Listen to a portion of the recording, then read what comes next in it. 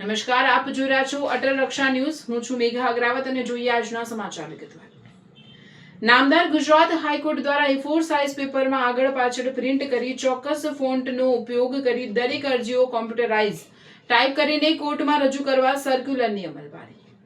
તારીખ 1/8/2026ના રોજથી સમગ્ર ગુજરાતની અદાલતોમાં ફરજિયાત કરવામાં આવેલ છે. જે પરિપત્રના અમલવારી કરવામાં રોજિંદી આપવી પડતી અરજીઓના કામે ઘણી બધી મુશ્કેલીઓનો સામનો કરવો પડે એમ છે અને આ પરિપત્રના અમલવારીના કારણે અન્ય બીજી ઘણી મુશ્કેલીઓ ઊભી થાય એમ છે. જેથી આ પરિપત્ર રદ કરવા અંગે વડોદરા બાર દ્વારા સદર પરિપત્ર રદ કરવા માટે આ ચોક્કસ મુદ્દતની હડતાળ પડેલ છે, જેને સમર્થન આપવા માટે આજ રોજ ડભોઈ બાર એસોસિએશનના પ્રમુખે એ મકરાણી તથા મંત્રી MI મંસૂરી તથા અન્ય સિનિયર વકીલની સર્વસંમતિથી ગુજરાત હાઈકોર્ટના સદર પરિપત્ર રદ ન થાય ત્યાં સુધી ચોક્કસ મુદ્દતની હડતાળ પાડવાનું નક્કી કરેલ છે અને સંપૂર્ણ કોર્ટ કાર્યવાહી બહિષ્કાર કરેલ છે અને ડભોઈ કોર્ટના કમ્પાઉન્ડની બહાર સદર પરિપત્રની હોળી કરેલ છે.